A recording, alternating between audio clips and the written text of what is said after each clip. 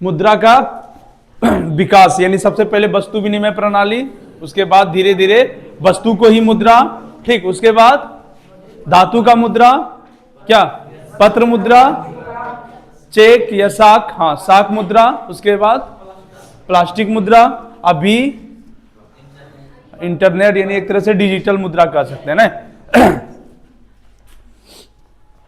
चलो अब है वित्तीय संस्था, क्या, बहुत इंपॉर्टेंट चैप्टर है, बहुत मजादार भी है, ठीक ना, कोई भारी चीज नहीं है, इसमें भी आपको आसानी से याद रख सकते हैं, ठीक। जब मुद्रा का आविष्कार हो गया, वस्तुओं के लेन देन में मुद्रा सहयोग हो गए, ठीक ना, तो बता रहा है कि लोगों को आसानी से, लोगों का कोई भी काम आसानी से हो जाए, ठीक ना, क्योंकि हर एक आदमी के पास कितनों भी क्यों ना धन हो, लेकिन उसको जरूरत के समय कभी ना कभी दूसरे से मदद की आवश्यकता पड़ ही जाता है। बड़े बड़े उद्योगपति से लेकर छोटे छोटे कारीगर, मजदूर, किसान तक को जो है ना जरूरत के समय पैसा उपलब्ध नहीं होता है तो वो कहीं ना कहीं मांगता है, ठीक ना कहीं दूसरे से ऋण लेता है, ठीक। तो कहता है किसी भी देश, किसी भी राज्य या किसी गांव, शहर, क्षेत्र में रहने वाले लोगों को समय पर, यानी किसी भी तरह की अगर विपदा आ जाए, कठिनाई आ जाए, उस समय उसको ऋण उपलब्ध कराने का जो काम करता है वही वित्तीय संस्था करता है। कौन करता है? वित्तीय संस्था करता है, ठीक ना। अब जैसे बोलोगे सर एग्जाम्पल, तो हमारे जितने भी बैंक हैं वो क्या है? वित्तीय संस्था है। क्या है? हाँ, इसी को कहा जाता है जहां आपको जरूरत के समय धन उपलब्ध, यानी धन की प्राप्ति हो जाए, ठीक ना, आपको मदद कर दे, सहयोग कर दे, ठीक। और वित्तीय संस्था दूसरा काम ये भी करता है कि किसी के पास अगर ज्यादा पूंजी हो जाए, धन हो जाए, तो उसको सुरक्षित जमा भी अपने पास रखता है, नहीं? तो हम लोग बैंक के पास दोनों काम करते हैं, कर्ज भी लेते हैं, ठीक, और उसके बाद पर्याप्त धन को, बचत को हम वहां पर जाकर जमा भी करते हैं, ठीक ना। तो वो जगह ही वित्तीय संस्था, वो जगह क्या कहलाता है? तो जितने भी हमारे बैंक हैं वो क्या है? वित्तीय संस्था है, ठीक ना। तो देखो यहां भी इन चीजों को बता रहा है कि हमारे रोजमर्रा के जीवन में जो साख और ऋण की आवश्यकता होती है उसकी पूर्ति राज्य के वित्तीय संस्थाओं द्वारा ही संपन्न होता है। रोजमर्रा की जिंदगी में नहीं, हर रोज यानी किसी ना किसी आदमी को जरूरत पड़ ही जाता है, ठीक। तो बता रहा है उसके जरूरतों को जो पूरा करने का काम करता है वो वित्तीय संस्था करता है, ठीक ना। फिर देखो बता रहा है किसी भी प्रकार के आप आर्थिक क्रियाएं कर रहे हैं, आपके पास कितना भी ज्यादा धन क्यों ना उपलब्ध हो, लेकिन उस कंपनी को भी, उस व्यक्ति को भी धन की आवश्यकता और ज्यादा पड़ जाता है, ठीक। तो ऐसे में ये वित्तीय संस्था से मांग करते हैं। तो कहता है ये वित्तीय संस्था जो है ना सरकारी और अर्ध सरकारी दोनों प्रकार का होता है। यानी कहने का मतलब ये हुआ, एक तो सरकार द्वारा पूरी तरह से प्रमाणित वो सरकारी ही है, ठीक, और कुछ अर्ध सरकारी यानी प्राइवेट संस्था होता है, लेकिन सरकार के द्वारा उसको रजिस्टर्ड कर दिया जाता है, मान्यता दे दिया जाता है, ठीक। तो वैसे जगह को अर्ध सरकारी कहा जाता है, ठीक ना। तो ये संस्थाएं सरकारी भी और अर्ध सरकारी भी, ठीक। वैसा जगह जहां सरकार के द्वारा बनाया गया वित्तीय संस्था के माध्यम से लोगों को ऋण उपलब्ध हो रहा हो वो सरकारी है। अर्ध सरकारी यानी कहने का मतलब ये हुआ कि कोई पर्सनल व्यक्ति या कोई कंपनी या संस्थाएं जो सरकार द्वारा रजिस्टर्ड हो और उसके माध्यम से चलाया जा रहा हो तो वो अर्ध सरकारी एक तरह से कहलाता है, ठीक ना। कहता है एक तो क्वेश्चन ऐसे पूछ देता है, हमारे बिहार में भी ऐसे ही एक सहकारिता है जिसका नाम बिस्कोमान है। कौन सी संस्था है? बिस्कोमान, ठीक, जो खास करके कृषि क्षेत्र में साख ऋण उपलब्ध कराता है, ठीक। ये वाला पूछ देता है ऑब्जेक्टिव में, बिस्कोमान संस्था जो है वो किस राज्य में है?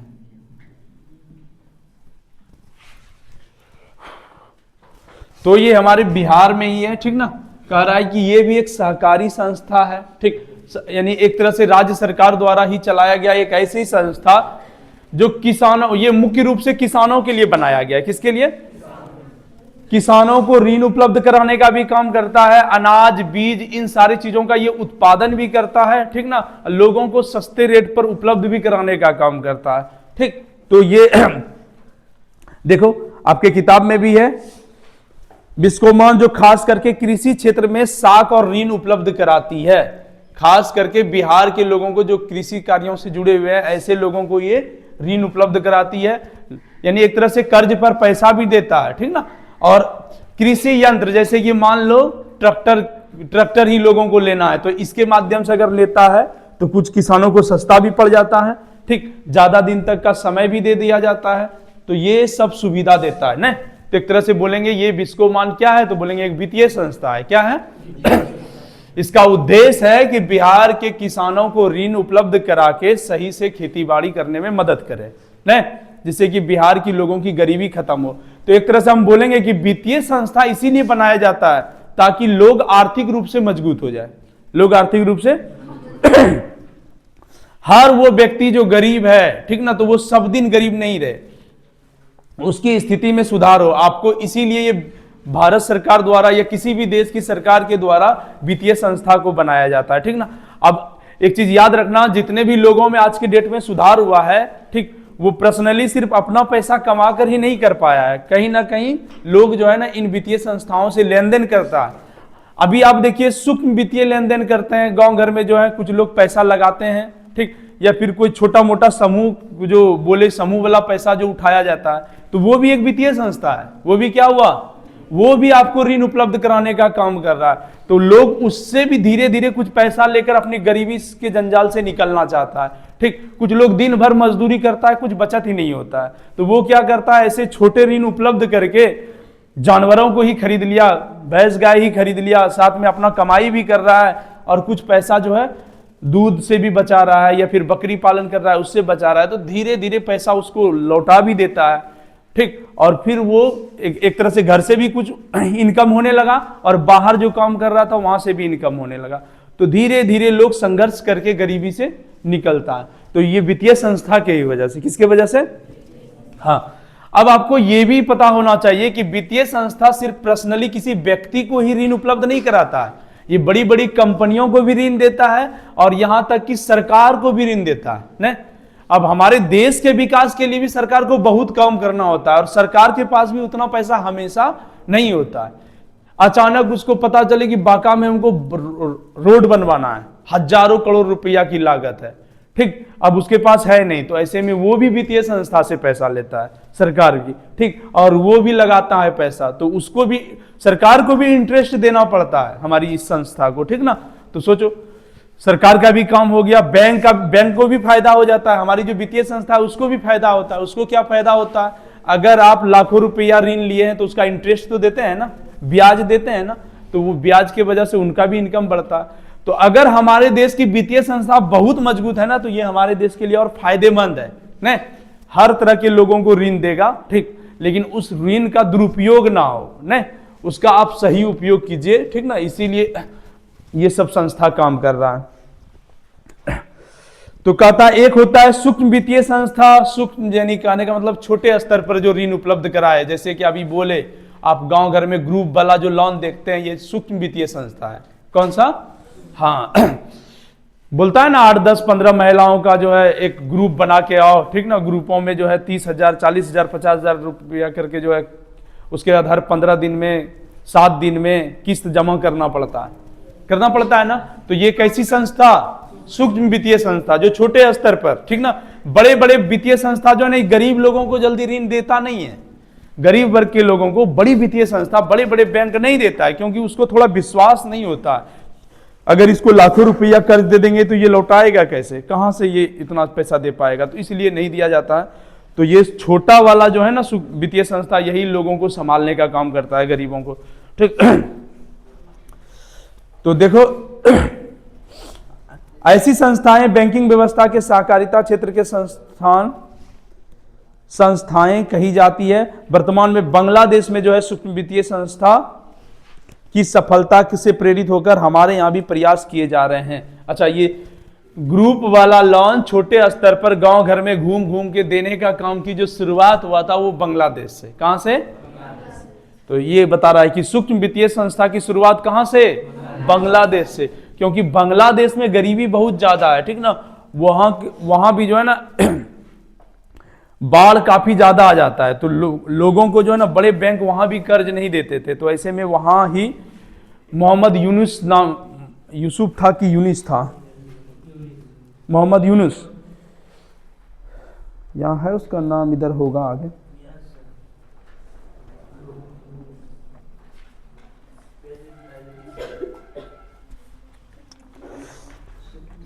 क्या नाम है देखा? हाँ, मोहम्मद यूनुस। क्या नाम है? बांग्लादेश में सूक्ष्म वित्तीय संस्था का शुरुआत करने वाले व्यक्ति का नाम क्या था? मोहम्मद यूनुस, ठीक ना। और याद रखना इसको जो है ना, इसलिए नोबेल पुरस्कार से भी सम्मानित किया गया कि इतना अच्छा इन्होंने जो व्यवस्था किया, इससे लोगों धीरे धीरे बांग्लादेश के बहुत सारे गरीबी से लोग निकल पाए। आज भारत में इसके प्रचलन से लोगों को सहयोग मिल पा रहा है, ठीक। तो इसीलिए इस व्यक्ति को नोबेल पुरस्कार से भी सम्मानित किया गया था, ठीक ना। तो इसके इन खोज के वजह से, इन प्रयास के वजह से, ठीक ना। अब फिर से आपको बता रहा है कि वित्तीय संस्था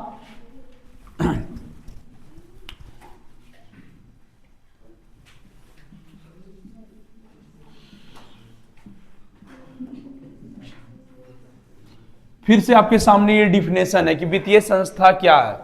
तो अब आप इसको समझ चुके हैं, ठीक ना। अगर हमको किताबी डिफिनेशन याद नहीं भी रहे तो हम लोग अपना अपना प्रयास करके इसको लिख सकते हैं, ठीक ना। तो देखो कैसे बोलेंगे कि वित्तीय संस्था एक ऐसी संस्था है जो लोगों को, ठीक, ऋण उपलब्ध कराता है, ठीक, आर्थिक रूप से आर्थिक क्रियाओं के सहयोग के लिए ऋण उपलब्ध कराता है। सिर्फ लोगों को ही नहीं लिखोगे कि यहां तक कि राज्य की सरकार, देश की सरकार भी जो है वित्तीय संस्थाओं से ऋण उपलब्ध करके देश का विकास करता है, ठीक ना। तो अब सही तरीके से कैसे लिखोगे? किसी भी देश या फिर देश के लोगों का आर्थिक विकास के लिए ऋण उपलब्ध कराने का काम वित्तीय संस्था करता है। ऋण उपलब्ध कराने का काम कौन करता है? वित्तीय संस्था करता है, ठीक ना। तो अब देखो ये साथ में इसी के साथ ये भी लिख देंगे कि ये वित्तीय संस्था जो है ना, लोगों को अल्पकालीन यानी कम दिनों के लिए, मध्यकालीन यानी कुछ ज्यादा दिनों के लिए, दीर्घकालीन यानी लंबे समय तक के लिए, तीनों स्तर का ऋण देने का काम करता है। क्या यानी कुछ अल्पकालीन हो गया, यानी आपको महीना भर के लिए अगर ऋण दे रहा है तो वो अल्पकालीन हो गया, ठीक। साल, 1.5 साल, 2 साल के लिए दे रहा है तो वो मध्यकालीन हो गया। 15-20 साल के लिए यानी दे दिया है, 10-15 साल के लिए तो वो 5 से लेकर 15 साल तक, 10 साल तक के लिए वो दीर्घकालीन हो गया। कौन हो गया? हाँ।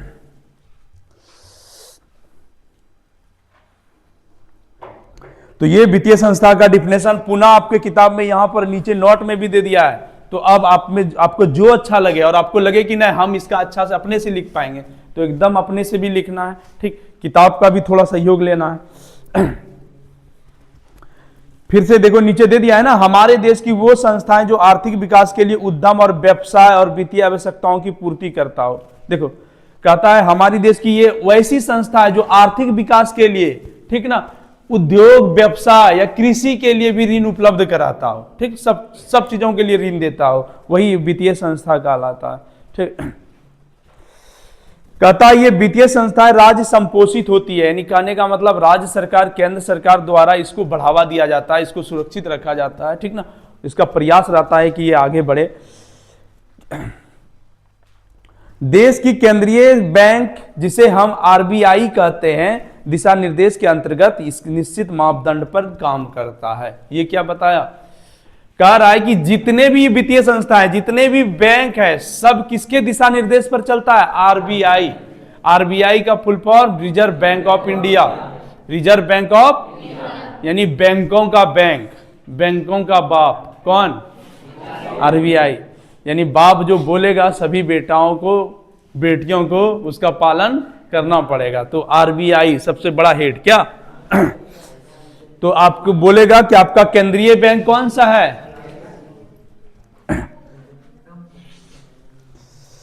तो सब बैंकों को चलाने के लिए यही रूल बनाता है, नियम बनाता है। कोई भी बैंक जो है ना अपने मनमाने तरीके से ऋण या फिर इंटरेस्ट नहीं ले सकता है, ठीक। तो ये सबके लिए एक तरह से फिक्स करने का प्रयास करता है कि ठीक, और उसी के नियम पर आधार पर सबको चलना होता है। अब आपके सामने है कौन कौन सा ऐसा है जो सरकारी वित्तीय संस्था है, यहां भी उसके बारे में बता दिया है। कहता है सरकार द्वारा स्थापित जो सरकार स्थापित करता हो और संपोषित वित्तीय संस्था को सरकारी वित्तीय संस्था कहते हैं। यानी संपोषित यहां बता रहा है कि सब तरह से बैंकों को बढ़ाने का प्रयास, ठीक ना, बैंकों के लिए जगह उपलब्ध कराना, बैंकों के लिए सुरक्षा प्रदान करना, ये सब चीज अगर सरकार खुद कर रहा है तो ये कैसा कहलाएगा? सरकारी वित्तीय संस्था। तो देख लो आपके कुछ बैंकों का भी नाम है, कौन कौन सा ऐसा है? State Bank of India, Central Bank of India, ठीक, Punjab National Bank, Allahabad Bank, ये सब है ना। ये बैंक का तो नाम सुना ही होगा तुम लोग, ठीक। तो ये सब क्या है? तो बोलेंगे सबके सब वित्तीय संस्था है, सबके सब, लेकिन ये सरकारी वित्तीय संस्था है। कैसा? तो देखो यहां बता दिया आपको, सरकारी वित्तीय संस्था के बारे में भी हम लोग जान गए। वैसे वित्तीय संस्था जो सरकार के द्वारा बनाया जाता हो, ठीक ना, सरकार के संपोषित के द्वारा वो चलता हो।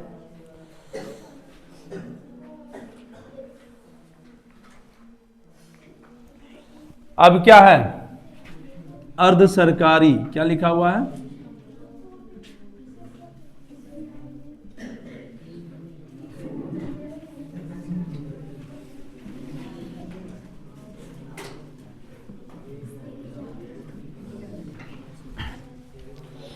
देख लो, अर्ध सरकारी के बारे में फिर से बता रहा है। वैसी ऐसी वित्तीय संस्था जो सरकार के केंद्रीय बैंक यानी रिजर्व बैंक ऑफ इंडिया के निर्देशन में उनके द्वारा स्थापित मापदंडों पर समाज के लोगों को वित्तीय आवश्यकता की पूर्ति करती हो, इसे ही अर्ध सरकारी वित्तीय संस्था कहते हैं। जैसे क्षेत्रीय ग्रामीण बैंक, बिहार राज्य कोऑपरेटिव बैंक। कहता है कि ये निचले स्तर का बैंक होता है अर्ध सरकारी बैंक, और ये भी आरबीआई के द्वारा ही बनाए गए निर्देशों का पालन करता है, ठीक ना। इसको भी उसी के निर्देश पर चलना होता है, ठीक ना। तो देखो कह रहा है कि हमारे यहाँ का छोटे स्तर का बैंक जैसे ग्रामीण बैंक, कोऑपरेटिव बैंक, दोनों तुम लोग देखा होगा, देखे हो। तो तुम्हारा ये डीएम कोठी से आगे बढ़ने के बाद ही तो कोऑपरेटिव बैंक आगे में दिखता है ना। और वहां पेट्रोल पंप के पास जाते हो तो वहां पर ग्रामीण बैंक है। तो ये सब कैसा बैंक? अर्ध सरकारी बैंक, ठीक ना। अगला क्या है? सूक्ष्म वित्तीय संस्था।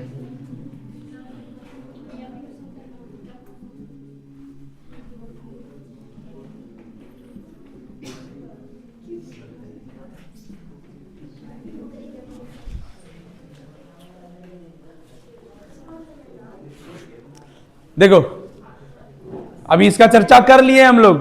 कह रहा है छोटे पैमाने पर गरीब जरूरतमंद लोगों को स्वयं सेवी संस्थाओं के माध्यम से कम ब्याज पर, ठीक, साख या ऋण की व्यवस्था करने वाली ये संस्था को ही सूक्ष्म वित्तीय संस्था कहा जाता है। देखो क्या बताया?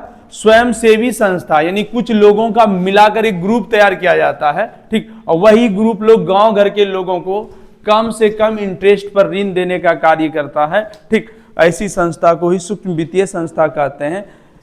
इसका सबसे पहले कहाँ? बांग्लादेश में। देखो यहां लिखा है बांग्लादेश के पड़ोसी देश बांग्लादेश के नोबेल पुरस्कार से सम्मानित प्रोफेसर मोहम्मद यूनिस के प्रयास से सराहनीय है। बता रहा है कि उन्हीं के प्रयास से ये हो पाया था, ठीक।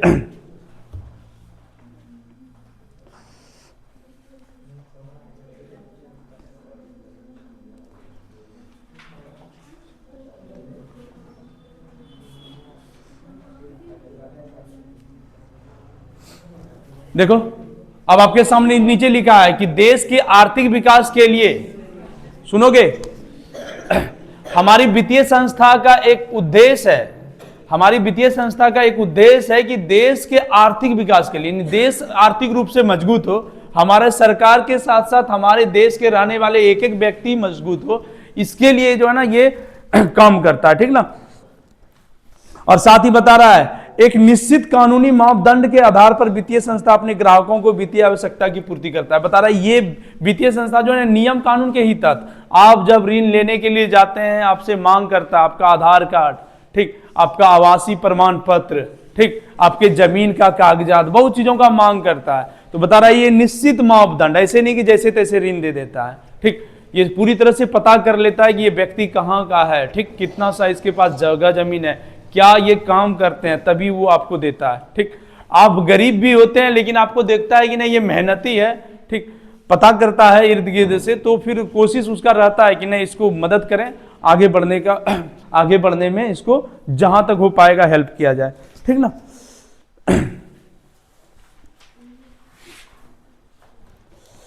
देखो वे समस्त व्यक्ति या व्यावसायिक प्रतिष्ठान जो विकास के काम में लगे हुए हैं और अपने कार्यों के लिए रुपये पैसे की संस्था की मांग करती है उन्हें वित्तीय, देखो यहां भी यही बताया, कोई भी व्यक्ति या व्यवसायिक जो अपने कामों में लगा हुआ है, ठीक, मेहनत कर रहा है, लगातार वो प्रयास कर रहा है कि हमारा काम और तरक्की करे, ऐसे लोगों के लिए खड़ा रहता है हर हमेशा कौन, वित्तीय संस्था, ठीक।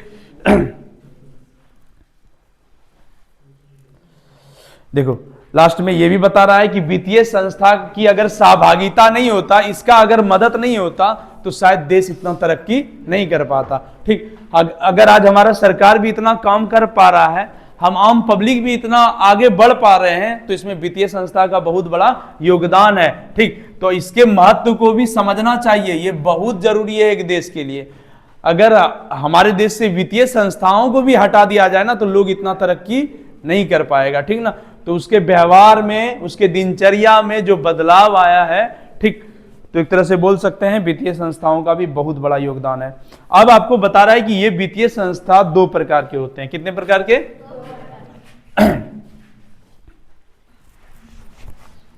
अच्छा, मुख्य रूप से दो प्रकार का कौन कौन होता है? एक बता रहा है राष्ट्रीय वित्तीय संस्था, कौन सा,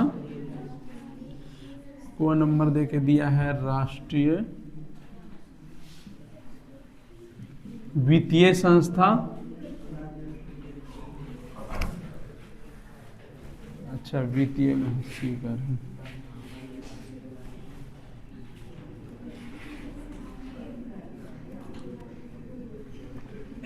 दूसरा बताओ,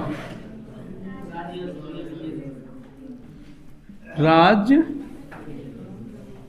स्तरीय वित्तीय संस्था।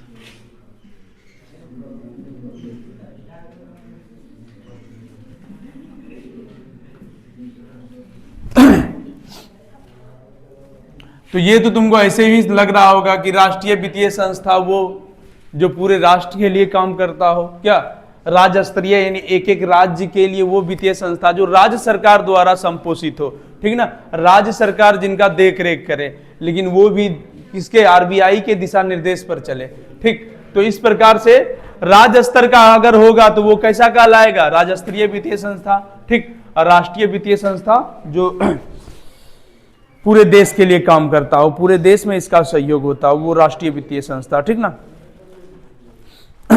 अब आपको थोड़ा सा इसका, अब थोड़ा इसके बारे में पहले डिटेल से बताया गया है। राष्ट्रीय वित्तीय संस्था भी दो प्रकार का होता है, कितने प्रकार के बताओ, इसका नाम क्या है? भारतीय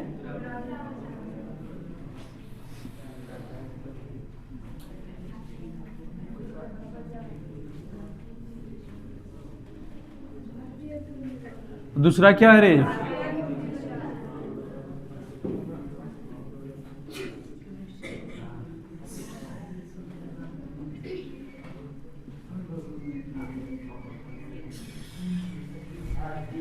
देखो आपको क्वेश्चन ऑब्जेक्टिव में पूछ देगा, राष्ट्रीय वित्तीय संस्था, राष्ट्र यानी देश स्तर की जो वित्तीय संस्था जो पूरे देश में सहयोग करता है, ठीक ना, देश के आर्थिक विकास में इसका बड़ा योगदान होता है, तो वो राष्ट्रीय वित्तीय संस्था।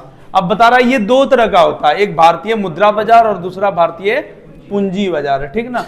अब देखो मुद्रा बाजार के अंतर्गत कौन कौन आता है, ठीक, पूंजी बाजार के अंतर्गत क्या होता है, ठीक, तो इसको लेकर के बताया गया है। देखो सबसे पहले मुद्रा बाजार को समझते हैं। कहता है अपने देश के ऐसे मौद्रिक बाजार जहां उद्योग और व्यवसाय के क्षेत्र में अल्पकालीन, ध्यान से सुनोगे, भारतीय मुद्रा बाजार के बारे में बता रहा है कि जो हमारे देश में उद्योग और व्यवसाय को बढ़ाने के लिए अल्पकालीन एवं मध्यकालीन, अल्पकालीन एवं, देखो इसका दो चीज बताया, देश के उद्योग और व्यवसाय को बढ़ाने के लिए अल्पकालीन और मध्यकालीन ऋण उपलब्ध कराए, ठीक, उसको क्या बोलेंगे, भारतीय मुद्रा बाजार। क्या बोलेंगे? क्या लिख पाएगा? क्या लिखेंगे? देश का ऐसी वित्तीय संस्था जो व्यवसाय और उद्योग को बढ़ाने के लिए अल्पकालीन एवं मध्यकालीन ऋण उपलब्ध कराता हो, ठीक, ऋण देता हो, उसको क्या कहेंगे? भारतीय मुद्रा बाजार कहेंगे। और दूसरा कहता है कि भारतीय पूंजी बाजार भी देश में उद्योग और व्यवसाय को ही बढ़ाने के लिए ऋण देता है, ये लेकिन ये दीर्घकालीन देता है। ये कैसा देता है? भारतीय पूंजी बाजार में क्या बताया कि ये भी देश के उद्योग और व्यवसाय को बढ़ाने के लिए ही ऋण उपलब्ध कराता है, लेकिन थोड़ा सा अंतर क्या है? ये दीर्घकालीन देता है। कैसा देता है? इतना सा तो दोनों में अंतर रखोगे तो हो जाएगा, ज्यादा इसमें डीपली नहीं पूछा जाता है। कहता है भारतीय मुद्रा बाजार को संगठित और असंगठित विभाजित किया जाता है। अब देखो, कहता है कि अगर चलो ये अल्पकालीन और मध्यकालीन तो देता है, लेकिन बता रहा है कि ये भारतीय मुद्रा बाजार जो है ये दो तरीके से काम करता है। इसमें भी ये बता रहा है, एक संगठित होता है, एक क्या होता है? यानी जहां से आप ऋण लीजिएगा, ध्यान से सुनिए, अगर भारतीय मुद्रा बाजार में हम ऋण ले रहे हैं तो यहां हमको बता रहा है कि दो संस्था मिलेगा, एक संगठित और दूसरा असंगठित जगह। अब देखो भारतीय मुद्रा बाजार का आप क्या क्या लिख सकते हैं? क्या लिखोगे? पहला डिफिनेशन अगर बोलेगा भारतीय मुद्रा बाजार से आप क्या समझते हैं, क्या लिखिएगा? 2 नंबर का क्वेश्चन। राष्ट्र का वो वित्तीय संस्था जो उद्योग और व्यवसाय के लिए अल्पकालीन एवं मध्यकालीन ऋण उपलब्ध कराता है, वो भारतीय मुद्रा बाजार कहलाता है। क्या कहलाता है? भारतीय मुद्रा बाजार कहलाता है। इसके दो क्षेत्र हैं, संगठित और असंगठित, ठीक। यानी कहने का मतलब भारतीय मुद्रा बाजार में वो सब बैंक आ जाता है जहां से आप ऋण लेते हैं, ठीक ना। लेकिन वो कैसा जगह? वो संगठित है, यानी वो एक अस्थाई जगह है उसका, ठीक ना। पूरी तरह से कागजी काम करता है, कानून के अनुसार चलता है, आरबीआई की बातों को मानता है, यही ना। तो ये सब संगठित हो गया। कैसा हो गया? लेकिन आप जब रिश्तेदारों से, महाजनों से कर्ज लेते हैं तो क्या वो नियम कानून पर चलता है? दोस्तों से कर्ज लेते हैं तो उसका कोई नियम कानून है? वो लीगल है? नहीं है, उसमें तुमको कहीं धोखाधड़ी भी हो सकता है, तो वो असंगठित हुआ। वो क्या हुआ? असंगठित हुआ, ठीक ना। चलो देखो, चलो फिर से बताओ भारतीय मुद्रा बाजार के बारे में तुम लोग, ऐसे याद हो जाना चाहिए। हाँ हाँ, उद्योग और व्यवसाय के लिए हाँ ऋण उपलब्ध कराता है। क्या ऐसे ही याद हो जाना चाहिए? और अब भारतीय पूंजी बाजार के बारे में पूछ देगा तो क्या लिखेंगे? हाँ, उद्योग और व्यवसाय के लिए ही दीर्घकालीन ऋण उपलब्ध कराता हो, वो क्या कहलाता है? अब अभी हम भारतीय मुद्रा बाजार के बारे में पढ़ रहे हैं कि वो संगठित भी क्षेत्र होता है और असंगठित क्षेत्र होता है, ठीक। अब संगठित क्षेत्र में देखो क्या क्या नाम है, संगठित क्षेत्रों का ही पहले नाम दिया है। चलो भारतीय पूंजी बाजार को अभी थोड़ा छोड़ देते हैं, इसके बारे में हम लोग बात कर रहे हैं, ठीक। संगठित और असंगठित में क्या क्या? पहले संगठित में बता रहा है जितने भी केंद्रीय बैंक हैं, संगठित में केंद्रीय बैंक,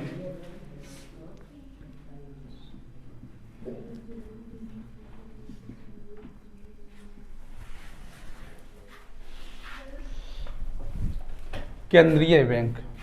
उसके बाद क्या है? व्यावसायिक बैंक। क्या है?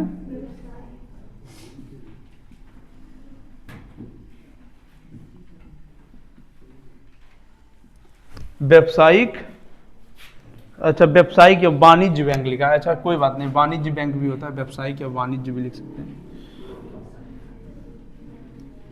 वाणिज्य बैंक।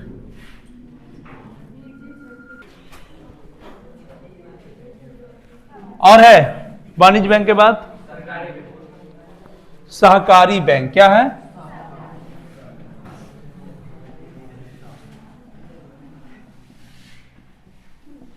ये सब संगठित है, ध्यान से सुनना। कहने का मतलब वो इसके लिए जो है ना अस्थाई जगह भी है, ठीक ना।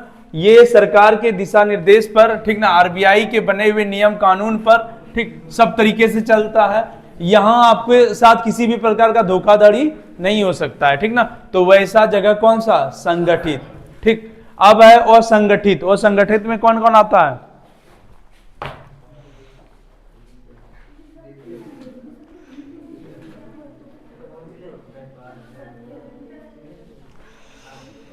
है देखो यहां जैसे बताया है, वो वित्तीय संस्था जो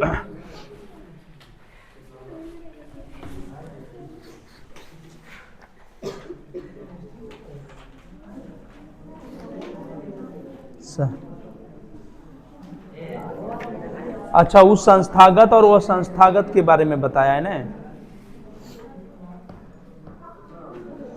कहां थे हम लोग रे। भारतीय मुद्रा बाजार को संगठित और असंगठित क्षेत्रों में विभाजित किया गया है। संगठित क्षेत्र में वाणिज्य बैंक, निजी बैंक, विदेशी बैंक, हाँ, जबकि असंगठित क्षेत्र में जिनमें गैर बैंकिंग वित्तीय कंपनियां शामिल है। अच्छा देखो ध्यान से सुनो, कह रहा है असंगठित में जो गैर बैंकिंग, यानी कहने का मतलब वो बैंक नहीं हो, वो बैंक नहीं हो, जहां तहां से अगर आपको गैर बैंकिंग संस्था, गैर बैंकिंग संस्था, जो यानी कहने का मतलब ये हुआ जो बैंक नहीं है और वो भी ऋण देने का अगर काम कर रहा है, ठीक, वो सब किसमें आ जाएगा, असंगठित क्षेत्र। किसमें, हाँ। अच्छा इसमें तब क्या लोग है, जैसे LIC सब है ना वो, ठीक, ऐसा कोई और सब संस्था है जो लोगों का पैसा भी जमा लेता है और दूसरी बात है कि ऋण भी देने का काम करता हो, ठीक, वो सब जो है किसमें आ जाएगा, असंगठित में। किसमें, असंगठित में, ठीक ना।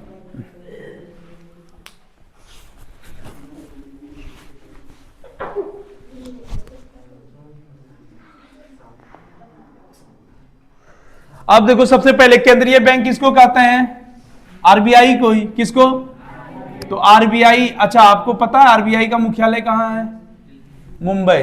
RBI का मुख्यालय, ये क्वेश्चन कई बार ऑब्जेक्टिव में पूछा जाता है, RBI reserve bank of India का मुख्यालय कहां है, मुंबई, ठीक। तो केंद्रीय बैंक में आ गया। व्यावसायिक बैंक में देखो क्या क्या लिया है, जितने भी व्यावसायिक बैंक या वाणिज्य बैंक, वो बैंक जो आपको उद्योग धंधा करने के लिए कर्ज देता है। तो हमारे यहाँ जितने भी बैंक है सब व्यावसायिक बैंक में आ जाता है। क्या आप चाहे वो SBI हो, कैनरा हो, इलाहाबाद हो, ठीक, और बताओ IDBI हो, HDFC हो, ये सब के सब किस में आ जाएगा, वाणिज्य बैंक या व्यावसायिक बैंक। किस में आ जाएगा, हाँ।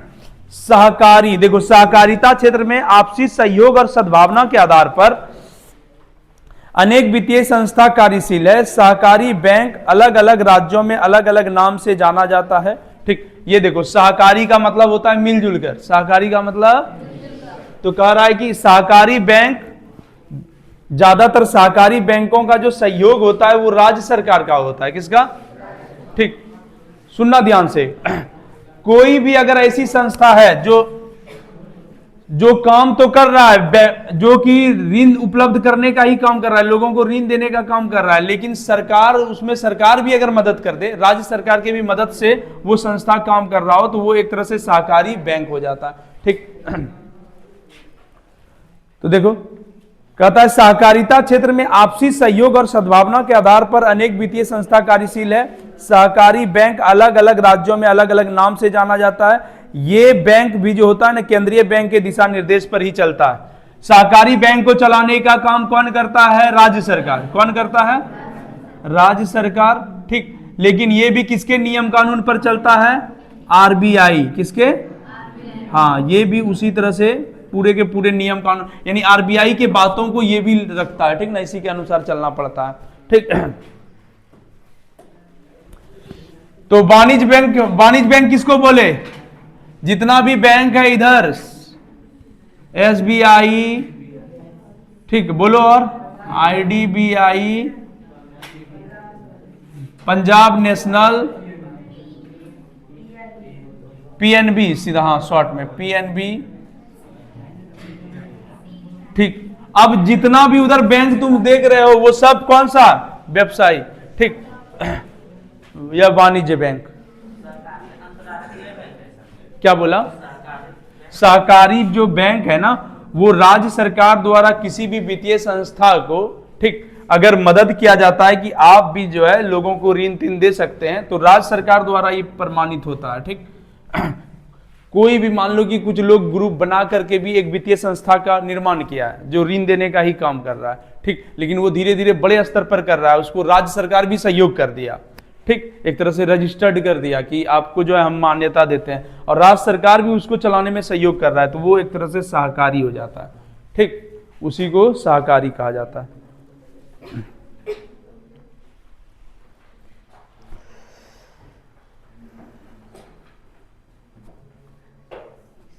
तो देखो ये सारे बैंकों से बता रहा है कि बड़े बड़े उद्योग से लेकर मजदूर किसान तक हर एक अलग अलग जगह से जो है ऋण उपलब्ध करके अपनी व्यवस्था को, ठीक, अपनी अर्थव्यवस्था को मजबूत करने का काम करता है। ठीक, तो ये जितना चीज अभी पढ़ रहे थे हम लोग किसका है, सबके सब भारतीय मुद्रा बाजार का। ठीक, अब क्या है, भारतीय पूंजी बाजार का भी क्या पढ़े बताओ तुम? हाँ, राष्ट्र का वो वित्तीय संस्था, हाँ, दीर्घकालीन ऋण उपलब्ध कराता हो। ठीक, चलो देखो तो थोड़ा सुनना इधर। अब है भारतीय पूंजी बाजार, क्या है इसके बारे में भी हम पढ़े कि भारतीय पूंजी बाजार जो है दीर्घकालीन पूंजी उपलब्ध कराती है। ठीक ना, कह रहा है कि दीर्घकालीन पूंजी की मांग बड़े बड़े उद्योग घराने और सार्वजनिक निर्माण कार्यों के लिए होता है। देखो कहता है कि देश के जितने भी कल कारखाने, बड़े उद्योगपति सब हैं, वो लोग जो ऋण लेने का काम करता है वो किससे, भारतीय पूंजी बाजार से। कहा हाँ, ठीक, अब साथ ही बता रहा है कि भारतीय पूंजी बाजार मूलतः इन्हीं चार वित्तीय संस्थानों पर आधारित है, जिसके चलती राष्ट्रीय स्तर सार्वजनिक विकास जैसे, अच्छा ये बता रहा है कि भारतीय पूंजी बाजार के चार मुख्य अंग कौन कौन, प्रतिभूति बाजार, औद्योगिक बाजार, विकास वित्त संस्था और गैर बैंकिंग वित्त कंपनियां। ठीक ना, ये बता रहा है कि ये सब ऐसे हैं जहां पर वो ऋण देने का कार्य करता है। ठीक, तो देखो कहता है कि राष्ट्रीय सार्वजनिक विकास में जैसे कि सड़क, रेलवे, अस्पताल, शिक्षण संस्थान, विद्युत उत्पादन, बड़े बड़े निजी और सार्वजनिक क्षेत्र के उद्योग को संचालन करने के लिए भारतीय पूंजी बाजार से ऋण दिया जाता है। ज्यादा याद नहीं रहे तो इतना सा याद रखना है कि देश के बड़े बड़े उद्योगपति, ठीक, भारतीय पूंजी बाजार से कर्ज लेते हैं। भारत सरकार चाहे वो रेल के निर्माण के कार्य हो या सड़क हो, अस्पताल हो, ठीक, इन सारी चीजों में जो सरकार के द्वारा इन्वेस्ट किया जाता है पैसा लेकर के, वो कहां से, भारतीय पूंजी बाजार से। कहां से तो ये लंबे समय तक के लिए देता है ना।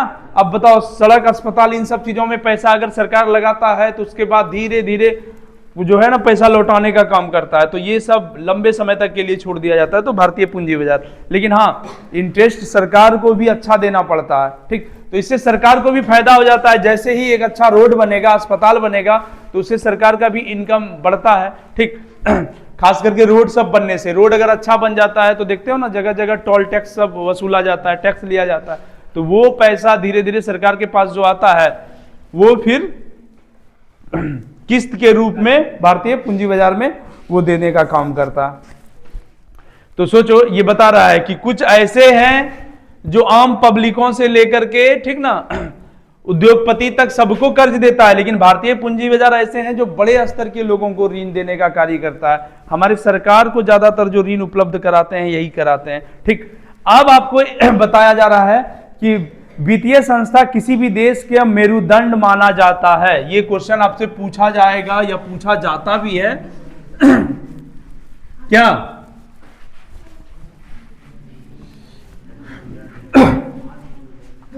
मेरुदंड आप समझते हैं ना, किसको कहते हैं रे, शरीर का मेरुदंड कहां है रे, ये बैक वाली जो हड्डी है जिस पर हमारा शरीर जो है पूरा खड़ा है, ये कौन, मेरुदंड, पीठ का, क्या, तो उसी पर बता रहा है कि एक शरीर को खड़ा रखने में, ठीक ना, सही तरीके से चलाने में मेरुदंड का बहुत बड़ा योगदान होता है। अगर वो ना रहे तो आदमी को फिर झुक कर चलना पड़ जाएगा, क्या, पूरे शरीर को स्टेबल रखने का काम वही करता है। उसी प्रकार बता रहा है एक देश की अर्थव्यवस्था को मजबूत करने में, ठीक ना, आगे बढ़ाने में किसका हाथ, भारतीय वित्तीय संस्था का, किसका वित्तीय संस्था। इसीलिए इसको क्या कहा गया है किसी भी देश की मेरुदंड, किसी भी देश का, हाँ ठीक। यानी वित्तीय संस्था को देश से हटा दीजिए तो उसकी सारी अर्थव्यवस्था गड़बड़ा जाएगा, सब चीज खत्म हो जाएगा, ठीक। एक आम पब्लिक से लेकर के बड़े बड़े उद्योग धंधा सबकी स्थिति जर्जर हो जाएगा अगर वित्तीय संस्थाओं को देश से हटा दिया जाए। इसीलिए हमारे देश का मेरुदंड कहलाता है कौन? वित्तीय संस्था। देखो फिर से यहां आप किताब में भी देखिए, देश की आर्थिक विकास के लिए सुसंगठित वित्तीय संस्था का होना अति आवश्यक है। हमारे देश की वित्तीय राजधानी मुंबई, याद रखना ये ऑब्जेक्टिव क्वेश्चन पूछेगा। भारत की वित्तीय राजधानी किसे कहा जाता है? आपको ऐसे याद है कि देश की राजधानी जो है नई दिल्ली है, लेकिन वित्तीय निकालने का मतलब जहां से सरकार, आम पब्लिक या बड़ी बड़ी वित्तीय संस्था जो ऋण उपलब्ध कराती है वो सब मुंबई में ही है ना, इसीलिए भारत की वित्तीय राजधानी मुंबई, ठीक।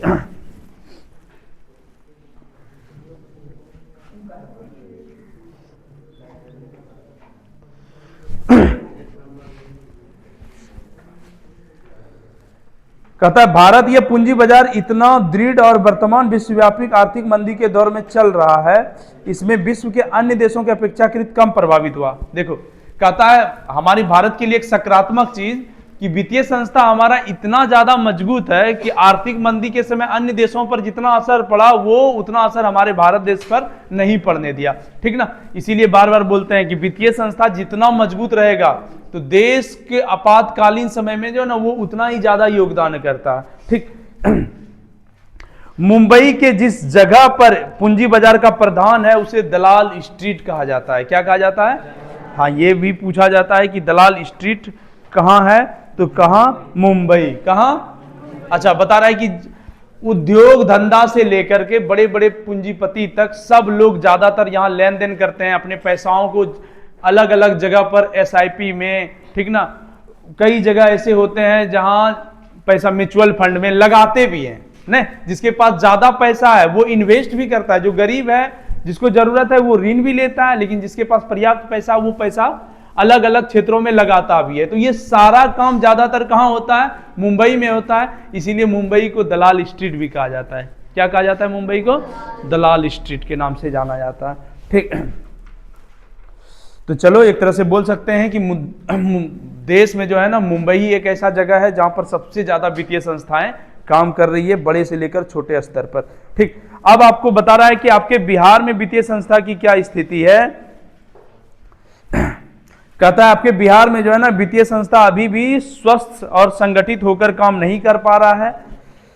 हमारे यहाँ उद्योग विकास जो है, उद्योगों का विकास भी जो है स्थिर है, यानी कहने का मतलब उस तरह से नहीं बढ़ पा रहा है जितना अन्य राज्यों में बढ़ रहा है। तो वित्तीय संस्था उतना मजबूती के साथ बिहार में काम नहीं कर रहा है। क्यों नहीं कर रहा है? याद रखना, वित्तीय संस्था कहीं वहां पर ही ज्यादातर काम करते हैं जहां पर लोगों का इनकम भी अच्छा होता हो, ठीक ना।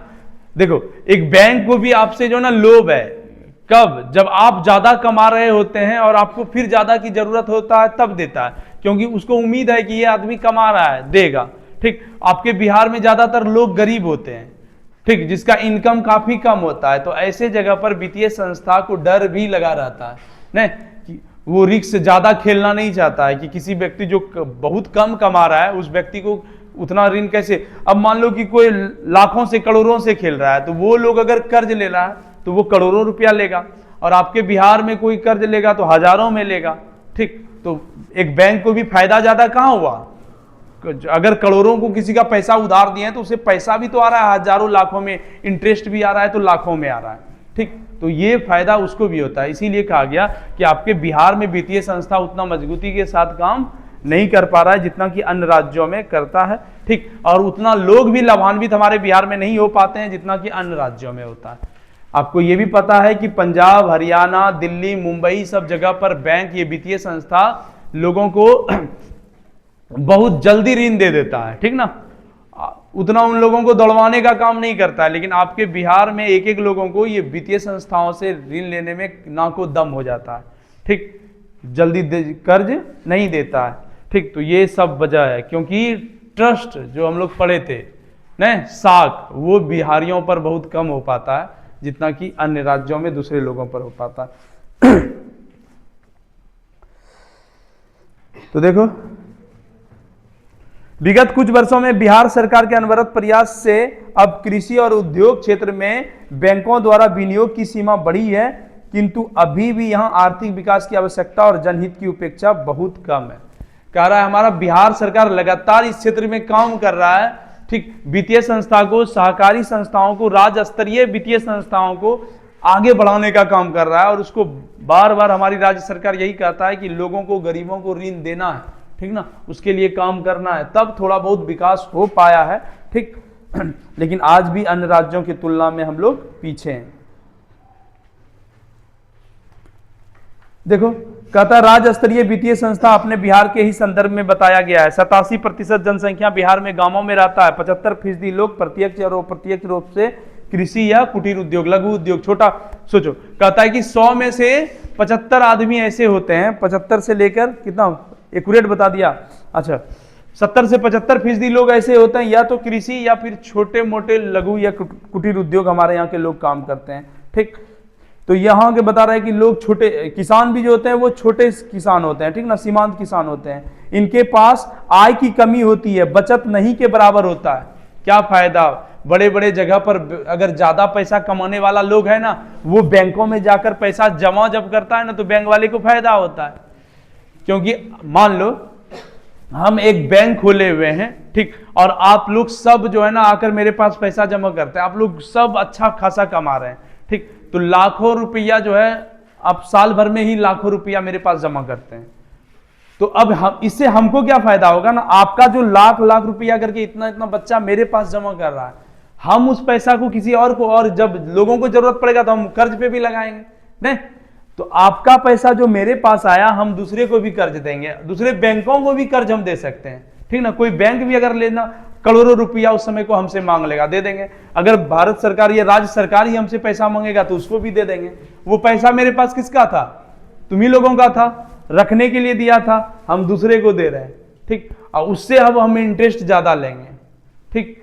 तुम्हारा पैसा हम रखा, तुम अगर फिक्स रूप से मेरे पास जमा कर दिए हो तो तुमको इंटरेस्ट भी देंगे, बोलेंगे कि तुम्हारा 5% बढ़ेगा।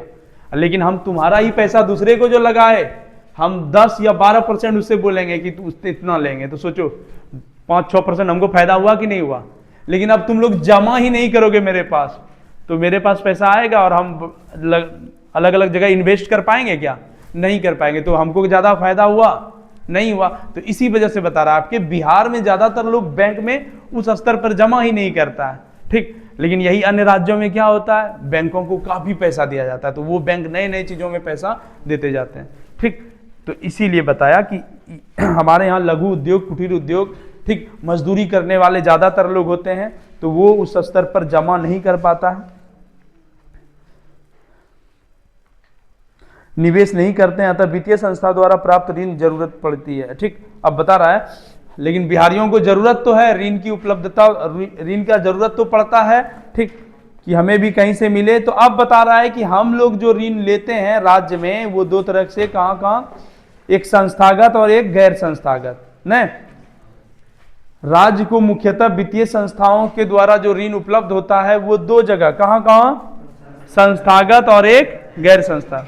अब देखो गैर संस्थागत में यहां बताया है कि अगर हम कर्ज महाजनों से लेते हैं, सेठ साहूकारों से लेते हैं, व्यापारियों से लेते हैं, रिश्तेदारों से लेते हैं, ये सब जगह पर लेते हैं या नहीं लेते हैं, ये सब क्या कहलाएगा। अगर हम दोस्तों से पैसा लेते हैं, नहीं, रिश्तेदार में ही मामा मामी, मौसा मौसी, नाना नानी, किसी से पैसा लिए, तो ये सब क्या, गैर संस्थागत, ठीक। अगर हम पैसा लेने के लिए कहीं बैंक गए, सहकारी बैंक, प्राथमिक सहकारी बैंक, भूमि विकास बैंक, व्यवसायिक बैंक, क्षेत्रीय ग्रामीण बैंक, नाबार्ड, ये सब जगह से अगर पैसा लेते हैं तो ये सब क्या कहलाएगा, संस्थागत। इसकी एक संस्था है, नहीं, ये नियम कानून के तहत काम करते हैं। अब सबसे अच्छा हम लोगों को कहां लगता है कर्ज लेना, गैर संस्थागत। बिहारी ज्यादातर कहां दौड़ते हैं, ओके बैंक का लफड़ा में पड़ेगा, काफी झंझट है, ये मांगता है वो मांगता है, मेरे पास इसका कागज नहीं है, उसका कागज नहीं है। गांव घर में कोई दे दिया तो फट से ले लिया, लेकिन गांव घर का आपको इंटरेस्ट भी ज्यादा देना पड़ता है, नहीं। यहाँ आपको बोलता है 15 टका सैकड़ा, 10 टका सैकड़ा बोलता है ना, ठीक। और वहीं तुमको बैंक में जो है ना 2, 4, 5%, 6% इस तरह इंटरेस्ट पर देता है। लेकिन सबसे बड़ी बात है बैंक आसानी से दे नहीं देता है, और यहाँ आपको आसानी से मिल जाता है। किसी जो मान लो आपके घर गांव घर में सूद पे पैसा लगाता है, उसके घर पे आप गए तो वो बहुत गदगद है कि मेरे यहाँ आज एक ग्राहक आ गया है, ठीक, तुमको अच्छा से चाय पिलाएगा, तुम अपना परेशानी बताओगे, थोड़ा सा वो अफसोस भी जाहिर करेगा, ओह ऐसा नहीं होना चाहिए था, अच्छा लो तुम अपना काम करो, बड़ा मीठा बोल के दे देगा, ठीक। अब फिर महीने में तगादा जो करेगा, अच्छे दिन हो गया रे पैसा कौड़ी दे नहीं रहा है, धीरे धीरे फिर रिश्ता में दरार पड़ेगा, तकलीफ होगा, जब नहीं दोगे तो फिर झगड़ा होगा, पता चलेगा तुम्हारे घर से गाय भैंस खोल के लेके चला गया। नहीं, ये सब होता है ना, ठीक, ये सब होता है गांव घर में। ये सारी चीजों के बारे में अभी आगे है, ठीक।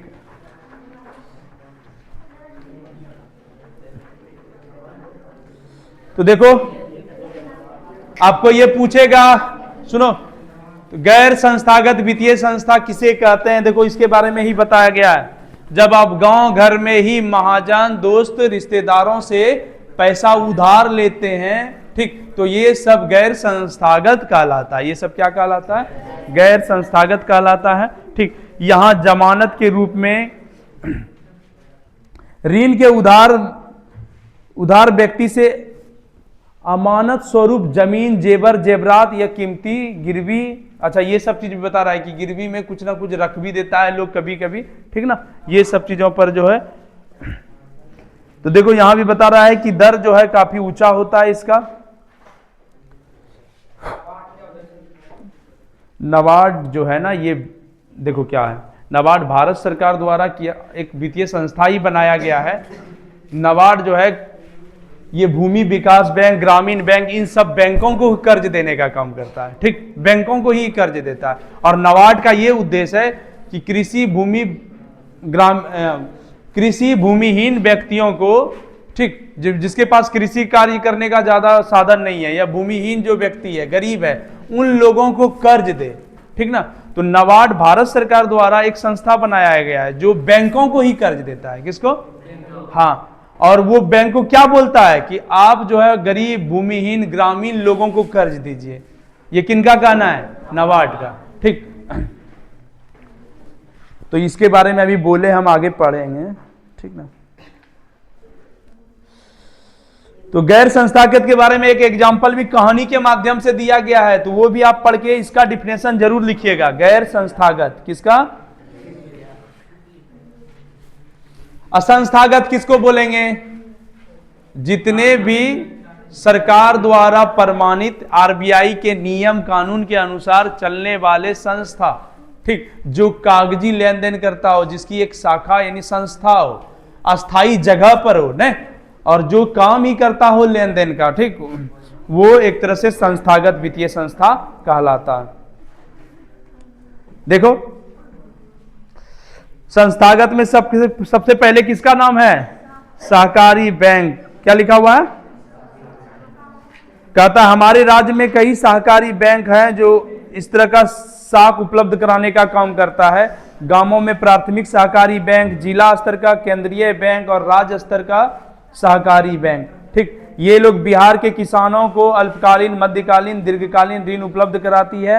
राज्य में 25 केंद्रीय सहकारी बैंक जिला स्तर पर और राज्य स्तर पर एक सहकारी बैंक कार्यरत है। ये याद रखना। क्या बोल रहा है रे? राज्य में 25 केंद्रीय सहकारी बैंक। आपके राज्य में केंद्रीय सहकारी बैंकों की संख्या कितना? 25, और एक जो है राज्य सहकारी बैंक है, ठीक। तो देखो इसका क्या उद्देश्य है? खास करके बिहार के किसान जिसको अल्पकालीन, मध्यकालीन और दीर्घकालीन ऋण उपलब्ध कराने का काम करता है, ठीक ना।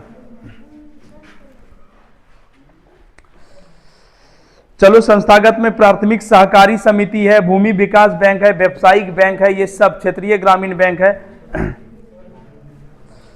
अब ये दूसरे दिन चलेगा क्या?